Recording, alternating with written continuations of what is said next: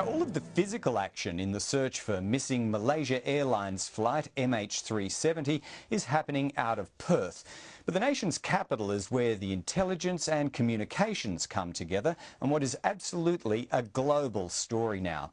Now, the Chinese media pack is large and swelling here in Canberra, hungry for all the latest information on the search. And then midweek, the satellite imagery started turning up, which showed us through here. So we changed the focus of the search to a visual search for the actual objects now. This is Mission Central for the Australian Maritime Safety Authority. 6 of them in the water that we're getting data from at the moment. Ships, planes, drift buoys, all are tracked, tasked and coordinated from this room in Canberra. Thank you to all of those who've been involved in this search. Thank you also to those who are cooperating from other parts of the world. This is very much now a multinational operation. Chinese television announced the news that its analysts had a fresh sighting of a large object floating in the ocean. The other thing we're working on now is it's a pretty new thing operating with the Chinese Navy. And so we're making sure that we can integrate seamlessly with their operations. Spurred on by the new lead, Chinese ships are racing to the relevant area of the southern Indian Ocean. Chinese media are also racing to the relevant area, into the AMSA basement in pursuit of the Deputy Prime Minister. I know how important it is for Chinese families and indeed others who have passengers or friends on the aircraft that the search is progressed as quickly and as efficiently as we possibly can. They tried to secure a spot in the AMSA Rescue Coordination Centre, but numbers were limited. So the journalists from the state-owned Xinhua agency staked out Warren Truss, complaining at the same time of restrictive Australian media management. Now, among the Chinese media pack that we saw there was xuhaijing, Xinhua's Canberra bureau chief, and she's with us now. Thanks for coming in. With 153 Chinese nationals on board the flight, it's understandable that China's media is hungry for information. How many reporters, at least with your own news agency, Xinhua, are active on this story in Australia right now? I should say we have dozens of reporters coming both from within Australia and also from neighboring countries, New Zealand, and also from Hong Kong. Yes, a large pack of reporters. And what's the demand at home for information? Is this the #1 story running still? Or what are we now, 2 weeks after the flight went missing? Yes, it became the largest, the biggest story since it happened 2 weeks ago, and it still is of prime interest to Chinese audience.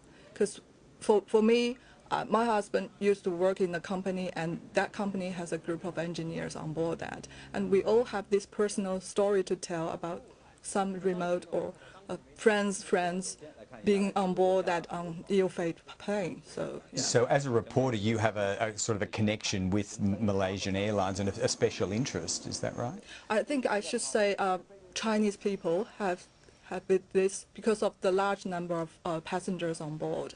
Is the interest patriotic, or is it more absorbed in the mystery of this intriguing saga and tragedy? I think it's a human thing. It's not like a patriotic or unpatriotic. It's a human thing. You have friends, you have family members on that plane, and you want to know their whereabouts and the fate. Their fate, that's very natural and a human thing. And you say many reporters are in Australia filing on this at the moment. Is this a constant 24/7 operation for your organisation at present? Yes, we stand by. We were standby 24 hours, yes. Now, we're seeing high levels of cooperation from the Chinese government with satellite images, military ships and planes. Do you think that adds to the level of engagement on this story and the angles that you have to explore here in Australia? Of course, yes. With the Chinese involvement, we have at least we can have some access to the Chinese involved in the search area instead of relying only on AMSA or the defense.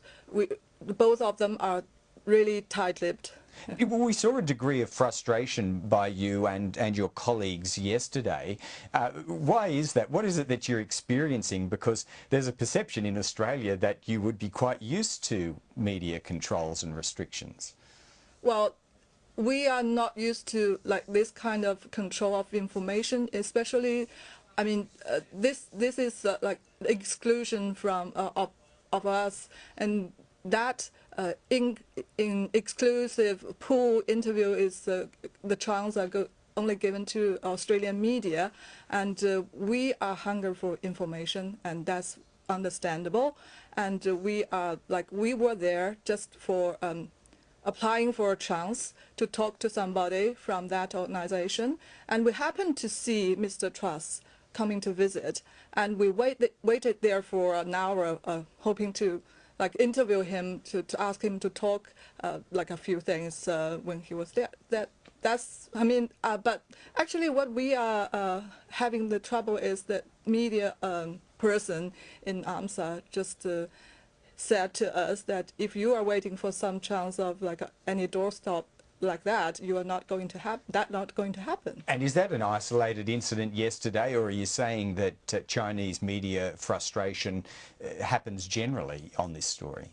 I would say working in Australia is quite pleasant for a journalist. I wouldn't complain a lot about my daily routine here based in Canberra, but this case is different. This is like the focus of the international media, the whole world.